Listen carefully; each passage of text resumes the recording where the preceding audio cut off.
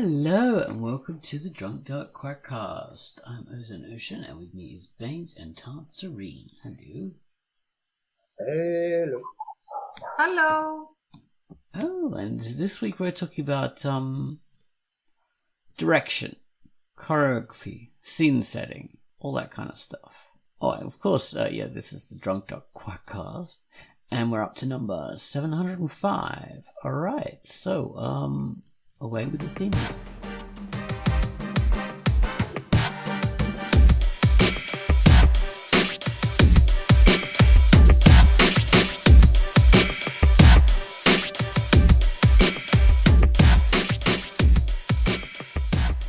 That was our theme music. Okay, so now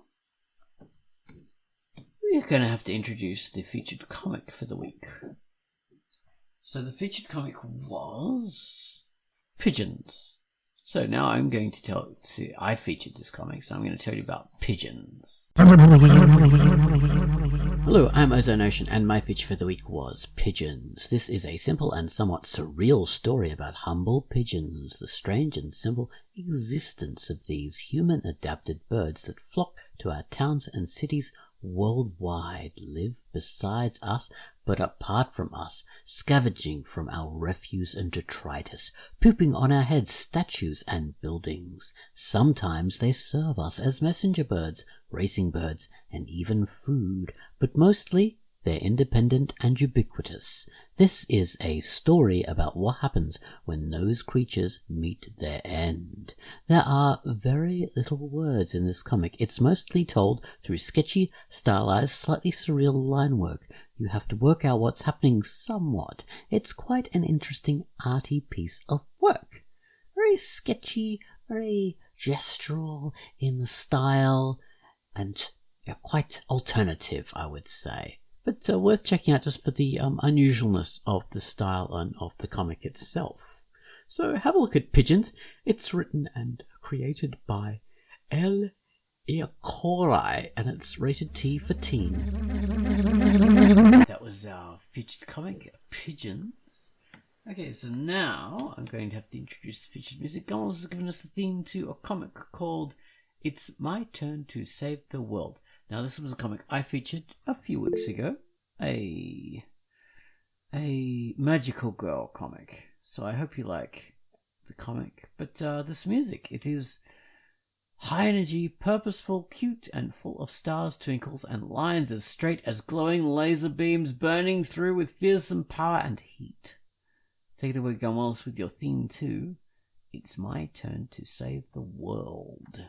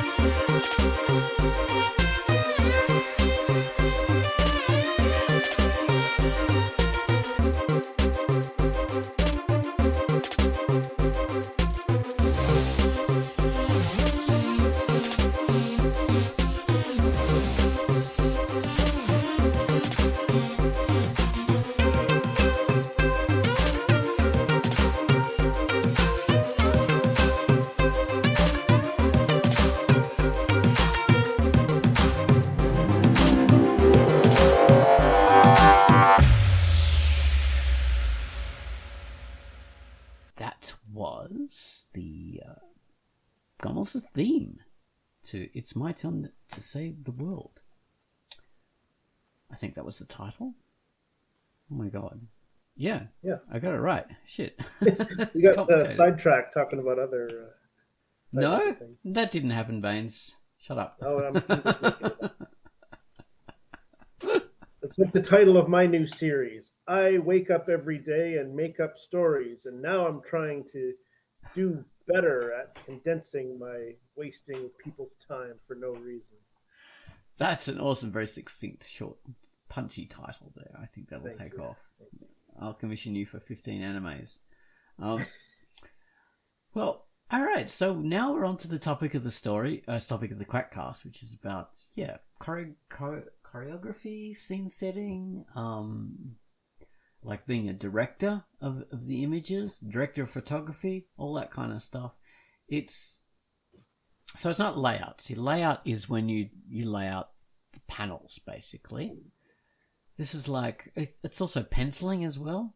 It's all this kind of stuff. So you're translating the script, you're translating the story idea into visual imagery just for like individual panels and something like that. But you're doing it in the most exciting way possible. You're trying to communicate exactly what the story is meant to be about. So maybe sadness in this panel, boring, meant to be a boring feel, maybe it's exciting, maybe it's, trying to communicate who is the most important character, that kind of stuff. So you're trying to communicate all that with your panel design. What do we call that? And there's a whole other dimensions of what you might be trying to get across within a panel, like sort of the different power levels of the character, or that someone is more vulnerable, or there's danger ahead, there's a feeling of ominousness, and all this can be done. I don't really know totally how to do it, but it can be done with how you lay it out, how far away the camera is, where the camera is, what you see, what you don't see, where in the panel is a character, and a lot of amazing things can be done. And of course, there's crossover between this and laying out an entire page. They sort of work together normally, unless it's just a scrolling one panel at a time kind of comic or something. Normally you have a whole page that's sort of together, working together, but there's also individual.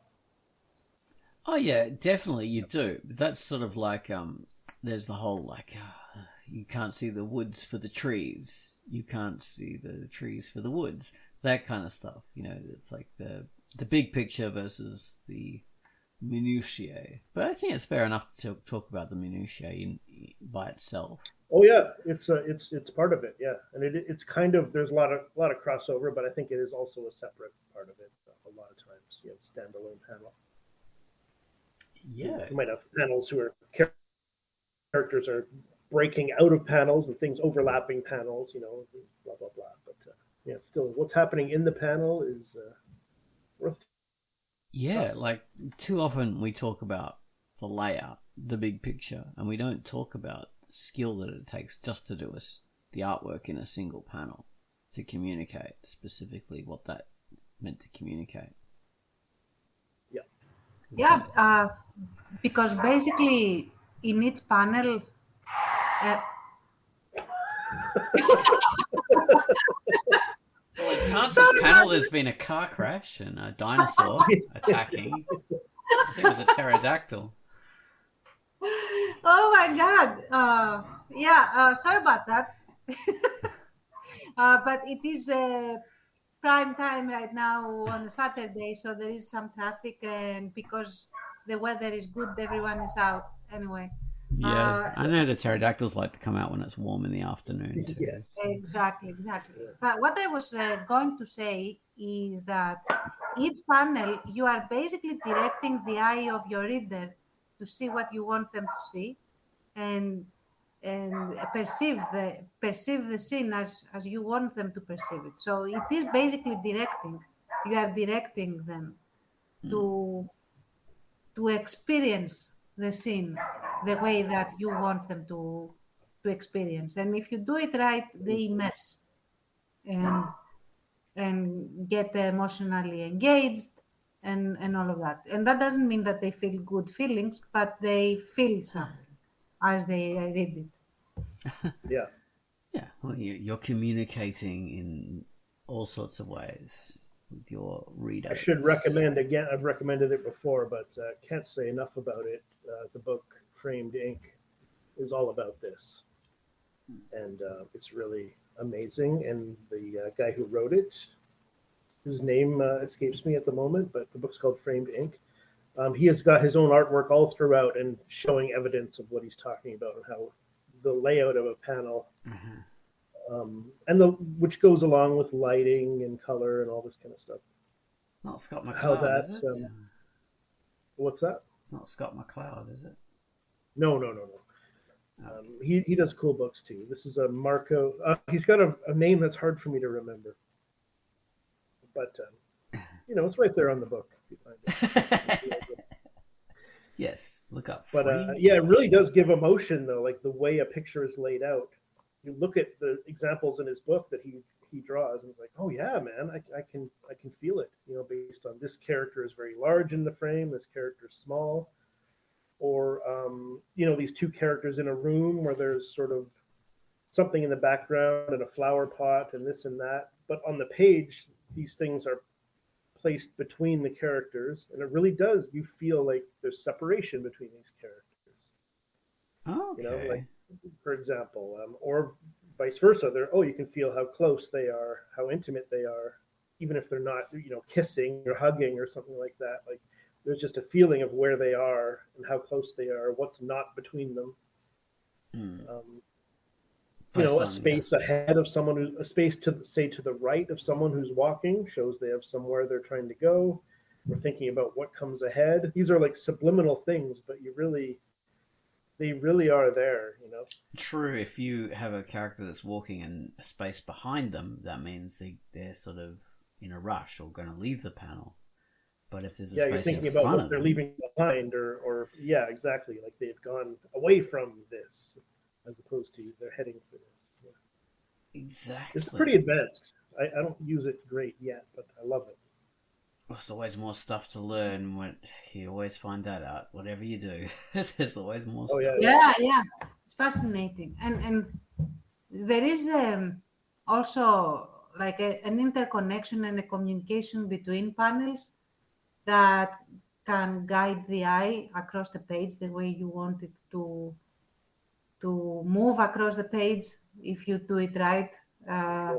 I almost never do it right, but I'm trying lately to create a flow in my pages where the eye will naturally move the way I would like it to move. Right. Which also creates a sense of motion, or it ups the emotional charge or impact or whatever. Like the first time I consciously did that was in one of the Without Moonlight pages, where we have the flashback of Arthur's background story.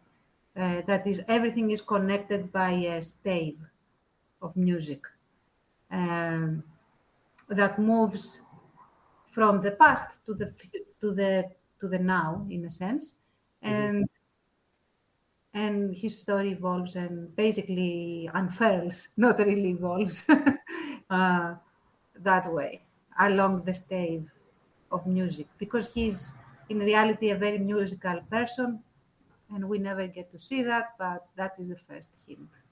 More in volume 2, I guess. So Awesome. Okay. Very, very tricky. Yeah, we did that with the smoke in Key of Dreams somewhat. We begin with that anyway, and then we move beyond it. But we did have that as our joining thing. So that was... people picked that up. Okay. Yeah, there is a real trick to designing panels and having them communicate what you want and just... Okay, you guys, I've talked about my key thing that I sort of developed years ago was the sexy panel. And that could be anything. So my rule is that every page has to have its sexy panel. And by sexy, that can mean like, someone's bum or something like that. But it can mean like big mecha or some exciting, bit of action happening. But that's the sexy thing. that everything else is sort of centered around, and that will make each page sort of exciting in its way, and that will be the anchor. And not everybody has to do it. I'm not saying like every page of every comic needs this, but for me it makes it a lot easier to do, and it also really, you know, impresses and keeps readers. So I found that it really worked to do that, and I put a lot of effort into creating the sexy panel. Right. In various ways, you know, like I come up with an idea. So on one particular page, it's this huge mecha, and it has to overlay all the other panels, and Pinky has to be sitting in there, and that's the sexy panel, the big bold mecha taking over here. Or maybe the sexy panel will be a huge overhead shot of a workshop with everybody there. That will be my sexy panel, my anchor panel. So you know in advance what panel is going to be your sexy panel. What I do is I translate the page from my script, or my script. It's not actually often a full script. It's like an outline of a script, and I translate that into a bunch of panels that I think is going to tell the story of that page. So maybe like 5-6 panels max, and then I'll sort of pick which is the anchor panel out of those ones. I think, okay, so this is the most exciting panel, and that will become my anchor panel. Yeah. So that's how it works. Yeah, just having a whole bunch of them, and then I'll arrange them in the best layout, and the anchor panel will be the king, the queen of everything else. Oh, so man, that's how I do cool. Pinky Tear, but I don't do Bottomless Waitress that way. You do Bottomless Waitress, you've done the script already, and you do your layouts, and I base my artwork on your layouts, because you've got your fantastic layouts. So I don't think about that anchor panel stuff when I'm doing that, because it's a different way of working. It's totally different. It doesn't need it that way. I mean, I might do one thing like more sexy than another thing. One panel more sexy, maybe put a bit more effort into it, or like have a boob shot or something unusual, like the underpants shot in that page. Remember that one? Yeah. Like I was thinking, the sexy panel on the last page was the picture of the Bahingas. Oh, okay. Yeah. With the different style of artwork. One of our characters just did her own pencil sketch of a creature she claims to have seen. And and you see this sort of, she drew this, and so you have an image of this like scrap of paper with this hand-drawn thing. Outlines as opposed to all the colors. You know, I was naturally I had to stop myself many times from coloring in that as a normal comic image. Yeah. Makes it stand out, actually, now that you mention it. Yeah. To keep it. Okay, so this is going to be her drawing. In fact, it's better artwork than I would have expected Frances could do. I was proud of her. Yeah, have we unlocked a new talent for Frances? Is she going to become an artist now? Maybe. I like it. I think we should. Like, if we show her house, there should be paintings on the walls and everything. Oh, these old things. I drew them in my spare time.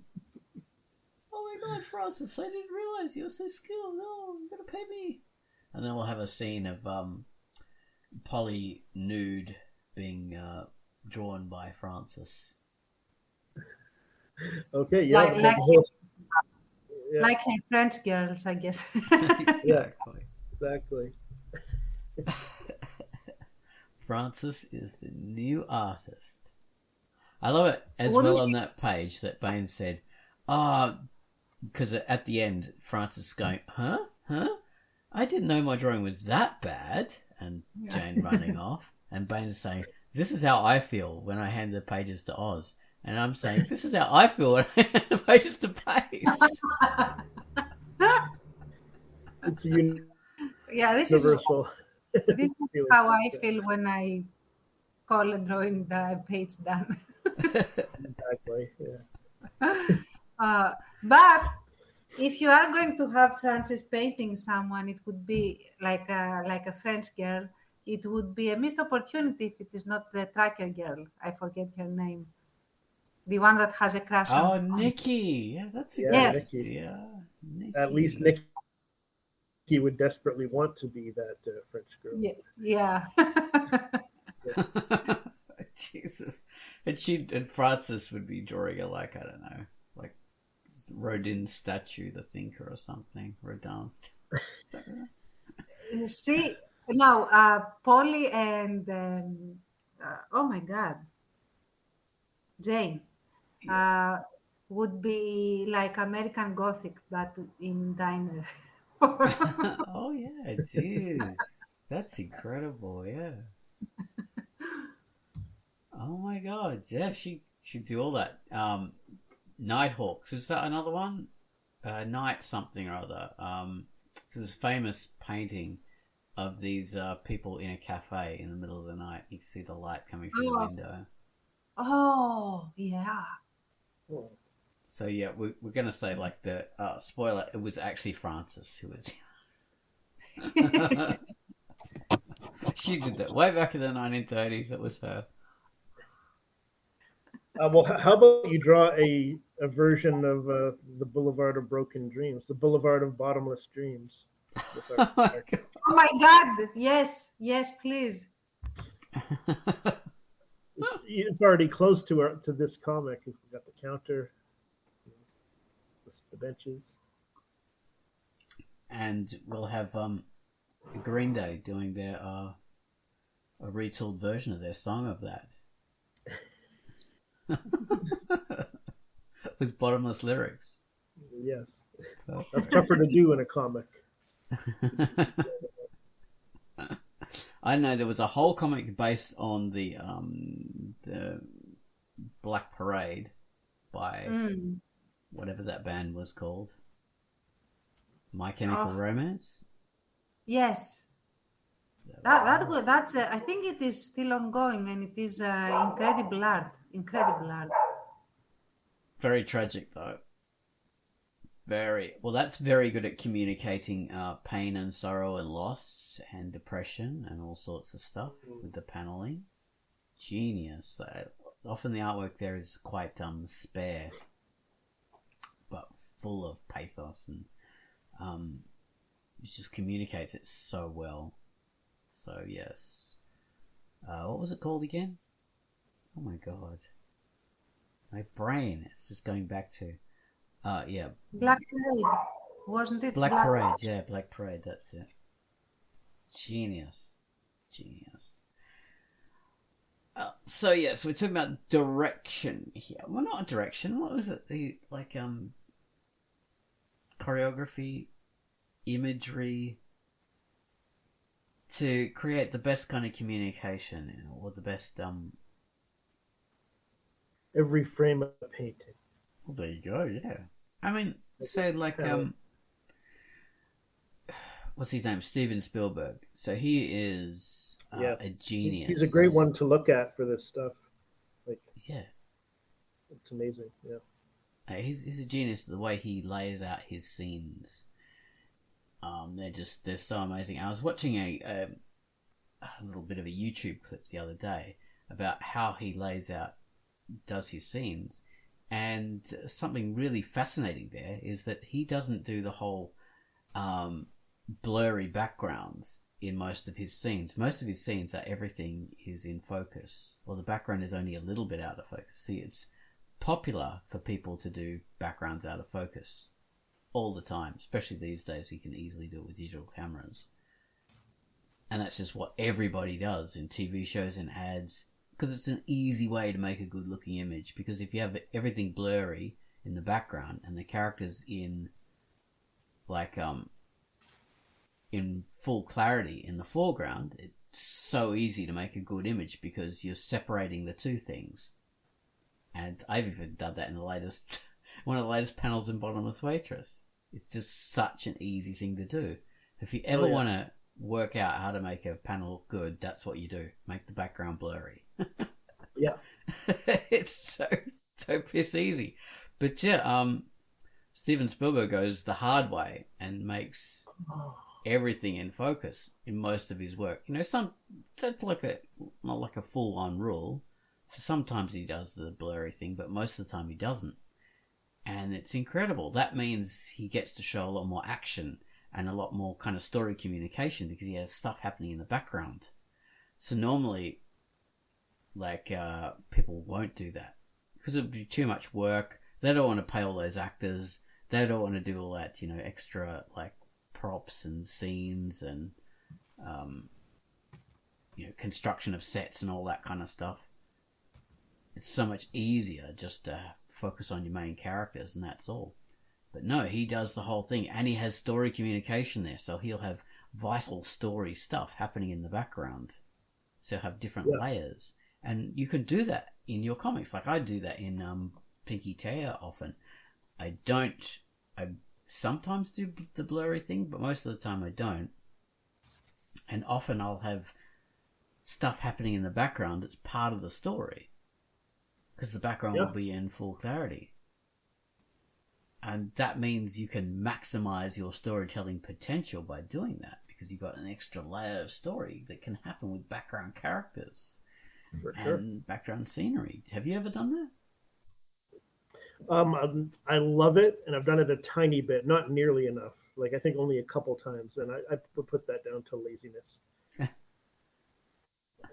Absolutely, because I do like it, but yeah, it's like I could like make an effort to do that, or I could just like make this blurry. It does take a lot of effort. I mean, it does. It takes time, but it's worth it. But yeah, I admit I haven't done it very often. And when I say that, like for Pinky Tear, I've done that just because that's how I wanted to do it. I haven't done it because I'm like thinking, oh, this is the way you should do it, and this is better. Because it's not. It takes more effort and it takes more time. It's a waste of time to do it as a comic artist because you have to draw this stuff. So it's better not to do it, actually. It's better to avoid it. Well, it depends on like what's more important. Like it depends on what you want to show, really. Like for establishing shots, you kind of have to do it. Or something that, or when you want to show scale, or when you want to show mood. I think that basically warrants doing everything in focus, in my opinion. Yeah, you did it very well in your most recent page of Verdant Times. Oh, thank you. I do get away with blaring some, especially in action scenes. Yeah, I'm happy that it doesn't show that much. But yeah, I sort of want to blend. Some panels have blur, some don't. And I hope that the ones where you get an idea of where everyone is do not have that. And when I'm just focusing on the characters, then you do have blur, that sort of thing. Yeah. Well, that's a major thing. You don't, like we say, you don't have to have everything in focus, and most people don't in movies and TV shows. And focusing on a character face, or two characters as they're talking, or three characters or whatever, is super important as well. Because that's your main vector for communication, is that character. So you can really get in and show their face in various ways, and their expressions and stuff like that. Do you show their face from above? Do you show it from below? If you show it from below, it's a heroic angle, or maybe it's a more evil angle because it's showing they're looming over you. So it's a power relationship between the reader and this character because they are above you. Or are they below you to show that they are demure versus you, or maybe they're physically below you because they're on a platform or something like that below you. It's so much you could do just by showing character faces. So you communicate. There's layers of communication for whatever you do, which is something to keep in mind. Yeah, you make me you trigger something in me that's like, if you do that just to go back for 1 second to like having action happening in the background or some kind of a extra elements or something going on while the foreground thing is going on. It makes people look at the panel longer. The couple times I have done that, at least one person has commented on it and loved like the kind of comedic thing that was happening in the background. And that's just one person saying it, but I do think just as a reader, I know like if there's a lot going on, it's like I spend more time. My eyes spend more time on the panel. Oh, true. Well, you can, like, the master of that would be Moebius. I say Mobius, but apparently you meant to pronounce his name Moebius. Yeah. But yeah, he was a master of that. Look at his work, and there's just so much happening. Right. Like, where is the main thread even? You can't even find it because he's got so much on there. So if anyone doesn't know, he was a French comic artist, and also he did paneling for movies and stuff like that, storyboarding. But often his work appeared in like heavy metal and things like this. Mm-hmm. Incredibly detailed line art with beautiful coloring. And amazingly influential. So yeah, speaking of that, who are some of your favorite people who do layouts? Oh boy, I loved this. You don't have to mention me. Okay, you don't have to say. Let's a given. Well, you guys would be number one and number one, respectively. Yeah, absolutely. I love the way you guys do layouts. Let's get that out of the way. Okay, all right. But seriously, no, honestly, I do. I have caught myself spending more time looking at your pages just to see. Oh, okay. Look how that got communicated to me. If that makes sense. And look how this is, here it is detailed, and this is where there is a taper off. If it is like a splash panel as a background, and then you have hovering, floating panels over, and all of that.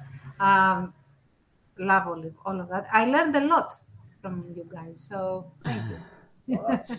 But yeah. I cut you off, Baines, when you were going to tell us. Thank you, Chance. I cut you off, Baines, when you were going to tell us about. Oh yeah, well the first one that comes to mind, and this is going back a ways now. I don't know what the artist is doing now, but this artist Gary Frank, working with the writer Peter David, did the Hulk comic in the early '90s, and his artwork caught my eye. I hadn't been reading comics even really at that point, but I picked it up. So good, so funny. Peter David has this very comedic approach to his superheroes and stuff, and Gary Frank's art style was a perfect complement to that. Very simple, very few panels compared to the time, I think, comparatively to most comics. But yeah, he would use some in the slightly more realistic superhero comic style. He was somewhat simplified, but great at sort of using these repeated panel techniques for comedy, and not too much text, like unless it needed to be there, kind of thing. Great like little character interactions, like selling the Peter David comedy really well. I don't know if he's considered a master or anything like that, but it always caught my eye, and they were so much fun to read. Mm-hmm. Oh, cool. Yeah. Also, I want to mention one super established creator that I really appreciate, and one from the Duck. So Junji Ito is the one I was referring to, because he is a master class in how to create mood and a sense of dread and intimidation and all of that. And I actually have his cat book, the one where he tells the story of his two cats. It is not a scary story, but it is amazing how he comedically frames it as a horror story. And that is gold for me, because you can see exactly what he is using and for comedic purposes, so you can actually lift it more easily from the page and learn from it. So I highly recommend that book just for that. Yeah. And any of Junji's. I mean, all his short stories and all his scary stories, absolutely. Um, but if horror is not your cup of tea, the cat stories will do it. um, and then one of our own that I absolutely look up to when it comes to layouts and lighting and all that is the Doodler who makes the Second Crimean War that you Oh yeah. featured us at some point. Um, I think I think you featured it. Yeah, I And did. I as think. you see the latest, I mean, the way that she depicts unconsciousness or coming in and out of unconsciousness, or how it is to be in a chaotic battle, and how she interchanges silhouettes with full detail, with full backgrounds, and all that is flawless to me. I absolutely love it. So highly recommend that as well. Go see it too. So, Yeah, that was a story about Crimean, yeah, like Russians yeah, invading Ukraine, but that was before that was way this before. actually happened. She started the story like 10 years before the invasion. Has nothing to do with that. And it is an amazing, charming story about this girl that uh, basically survives. She's a survival uh, animal. She survives everywhere, but not in the badass.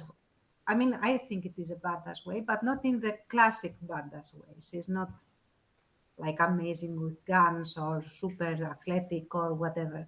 And she picks up friends along the way, and it is a great story, lots of action, great suspense, elegant layouts. So there you go. Beautiful. Yeah. Lovely. Okay. Yeah. Yeah. Well. Let's do a shout out Iron Scarf as well on the duck, who does Oh, he's a amazing master. individual panels and pages and books. Like, oh my god, they're gorgeous to look at. Oh yeah, You just, yeah, you just absolutely. wait for every new page.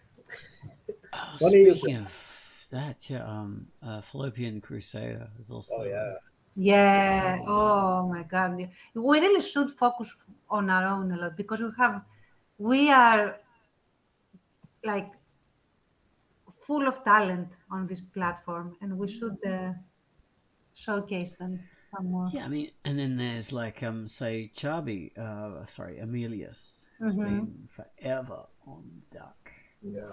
Drunkduck, and she does her paneling in because in say Chubby the Vampire is an amazing kind of like story that's like thousands of pages long with thousands of characters and thousands of things happening. But there's all kinds of different ways that story is told as well. So sometimes it's darkly gothic and dramatic, and there's horror, and sometimes it's really super light, cutesy comedy. And she tailors the artwork, especially to communicate those different kinds of tones the comic has. And even though they're strikingly different kinds of things, she does it equally as well. So maybe there's an elegant ball happening, and so she tailors the artwork to express that, that elegance and all these different characters appearing. Or maybe it's some kind of chase and someone's about to die, and someone does die, and they're having knives stabbed into them, and there's blood splurting, everything like that. And it's she communicates it exceptionally well. So yeah, she's another master who's been doing it forever and improving because she's been doing it for so long. So there we go. I have to mention good old Emilius.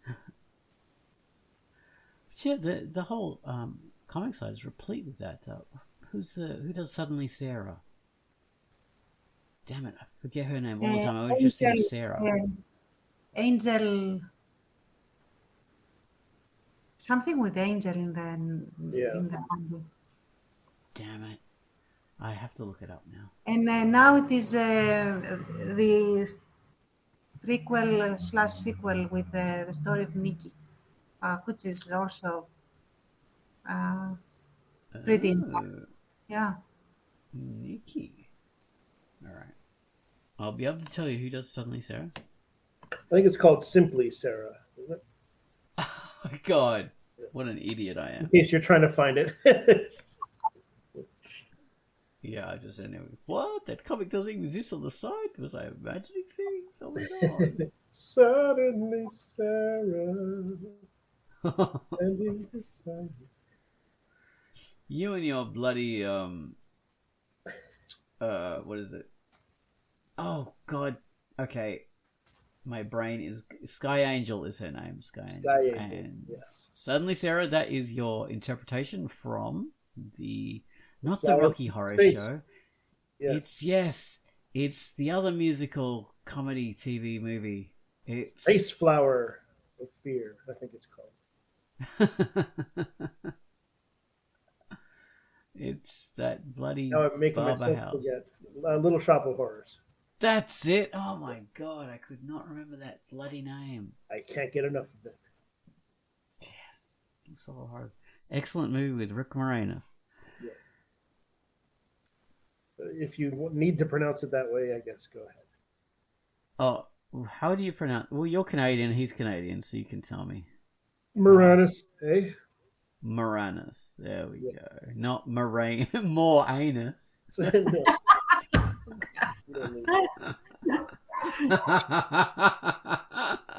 More on anus. No, that's not.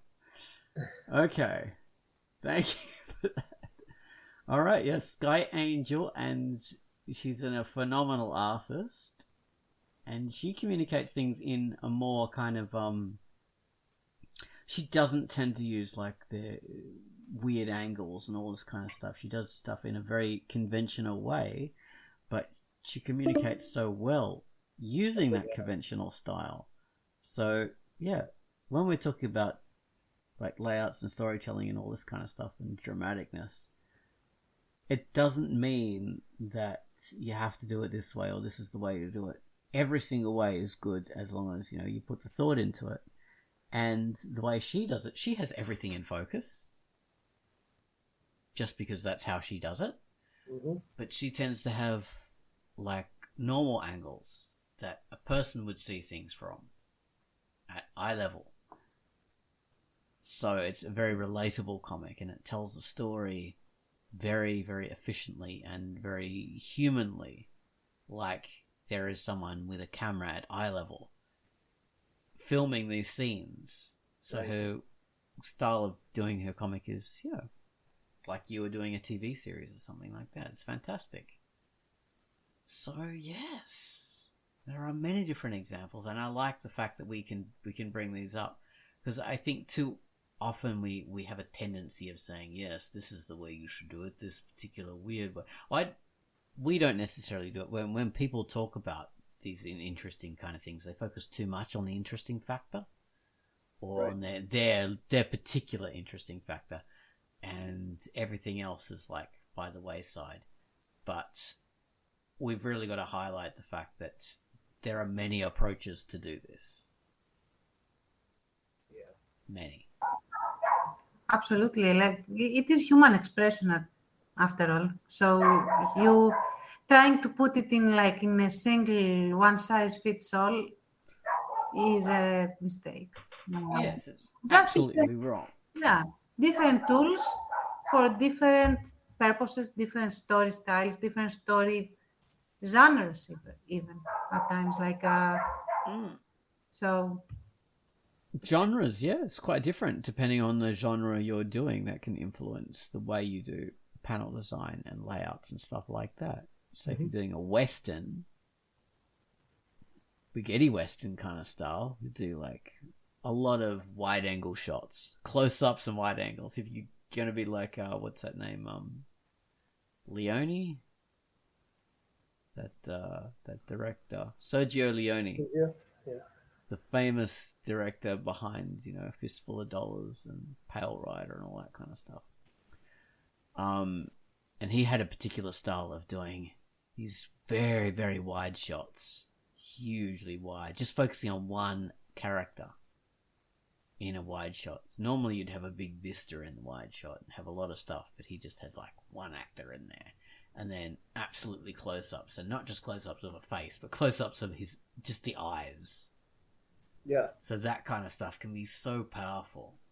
So there, you're not only telling, expressing a genre with your layouts and your style, your panel style. You're expressing the style of a particular director and recreating that. You can do that. I've tried to do Sergio Leone's kind of style, but I can only do it for a little while before something else I think, oh, I want to be inspired by this, or I want to be inspired by that. So, Right. Have you guys had that where you've had like a movie director in your brain when you've done particular panels? No, I don't think I'm that good. I have it a few times where I'm like, and it's really satisfying to do something really different. And this is what, where it helps to do these to sketch out the page and be able to look at the whole thing and be like, oh, how about a close up on the eyes? Like we have one widescreen panel just on eyes. I did that in the comic recently, and I loved getting to do that. But yeah, like emulating a specific director, it's probably just in my brain from watching stuff, I'm sure, but not consciously anyway. I think we did a close-up of eyes like that for Key of Dreams. Oh, maybe. I think. Tance, your latest couple of pages, it reminded me of some of the best scenes in the first Lord of the Rings movie. Oh, Oh, wow. That is insanely high praise. Thank you so much. I don't like the second two, but I like the first one. First movie. Oh, yeah. Yeah. You mean the pages that you are on the Patreon, right? Yeah. Like Oh the my horses, God, thank not you. the horses, No, but the monster creatures galloping and stuff like that through the woods. Yeah. I'm very proud of those war beasts. I'll be honest. The war beast. Yeah, Love it. they are a force themselves. But thank you. That feels. I don't know if I can get higher praise, so thank you. but have you emulated any directors or any cinematic styles or anything, Terence? Not consciously, like you said. I wouldn't even dare. I think like, oh, now let me do this like this super amazing guy that has been studying for like 30 years in actual school. Or no, well, Baines, who can remember the names of porn directors? I mean, exactly. Yeah. When you watch that much, they just all run together. What I do really is that I just try to remind myself that there are tools in the toolbox that I shouldn't forget about. Like, for example, don't forget that you can use a silhouette, or you can use close-ups here to do this, or you don't need to do the entire army. You can do like a small portion of an army, and they can represent the entire horde. That sort of thing. yeah. But I cannot say that, to put on my beret and say like, actually, I'm inspired by this and that. No, I cannot do that. I mean, I could imagine it like, I'm just pulling a name out, say like a Wes Anderson, who has a very specific style to his movies, right? Like it's very mannered. Yeah, a lot of things flat on, right in center frame. But it's almost like he's doing a comic book sometimes. Like he's taking this from comics or cartoons or something. Yeah. Where you have it would be in a comic, it would be repeated frames. I use that a lot for comedy. And he does that kind of thing, but in movies, where people are not moving much. And Yeah. A lot of directors do that. There's that one, the other guy I can never remember. He Spaced and Scott Pilgrim and Edgar Wright.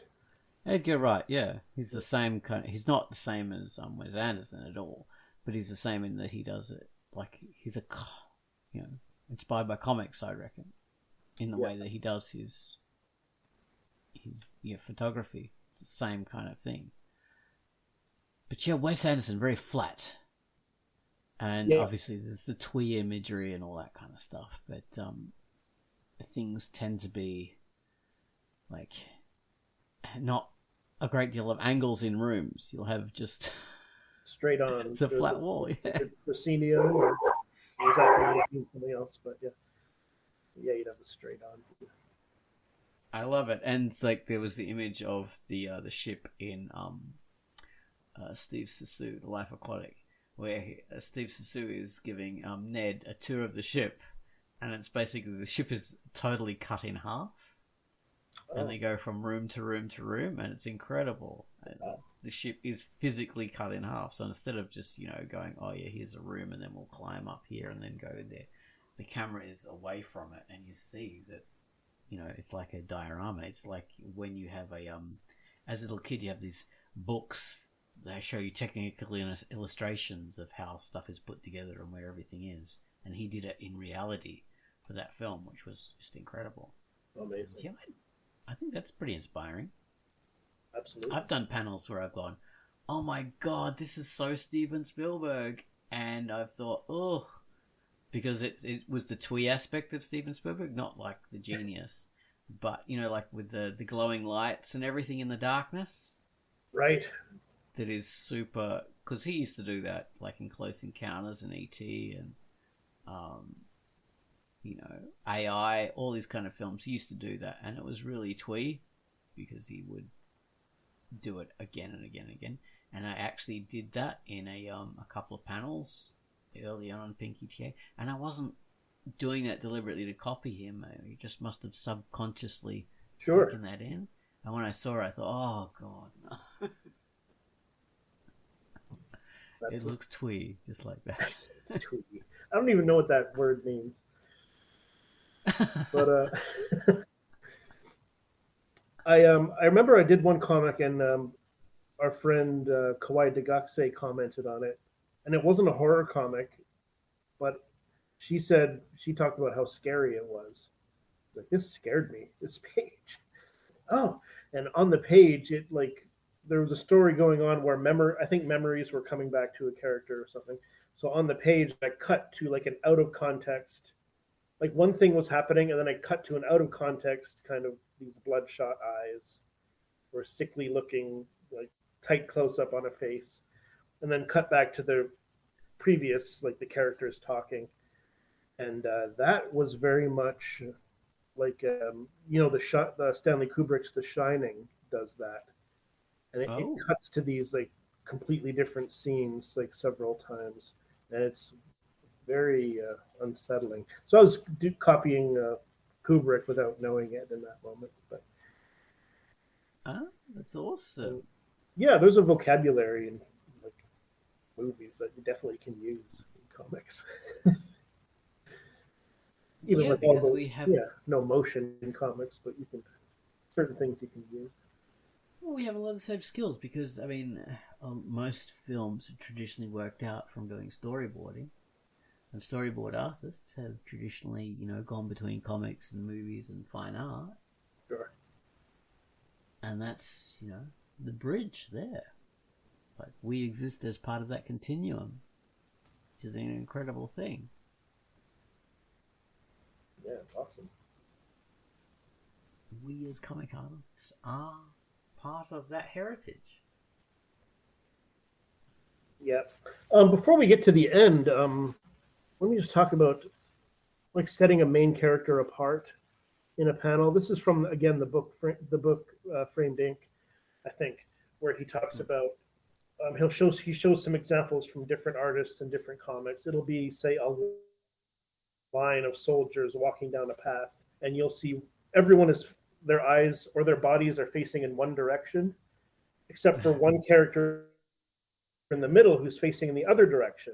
It's just a winding path, so it happens to be where the camera took that still, but it has the effect of setting that character apart. Like, oh, that's the guy we're focused on, and it turns out being, yeah, that's the one we're focused on. That's the main character, or for this part of the story at least, is the main character. You can do the same with darkness and light. Like, is there a dark background where a character kind of blends in, or is there a sort of a white background where the character is more easily seen? That might not be just because they're the main character, but it can give this sort of sense of like isolation, or that one character is, doesn't have the backup of the establishment. I'm just imagining a scene or whatever, like where you'd have a background and like sort of a more solid sort of background behind one character and more open behind another. That could give a certain impression. It's just like these purely visual things can just give a sense of like a deeper sense, even without the text of the story, the plot can make you feel these things. So, so much you can do, and that's so just much. a minor, really. Yeah, it's fascinating. That's the kind of stuff I really want to get a better idea of. 10th just wrote that can also convey character building elements, like contrasting body language. Absolutely. One person sitting, everyone standing. There's like a million things you can do. Well, so I've got to put that in the notes. Framed Ink. Gotta read this book. It's invaluable.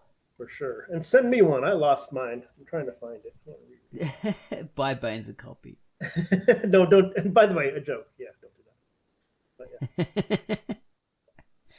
All right, everyone. This has been Quackcast number 705. Framed Ink. I don't know what we'll call it, but yeah, not a bad title. Yeah. The Choreocast. Choreocast. Perfect. Oh, Tance does it again. Okay, everybody. Oh, bye-bye. Bye-bye. Bye, Tance. Bye-bye. Bye.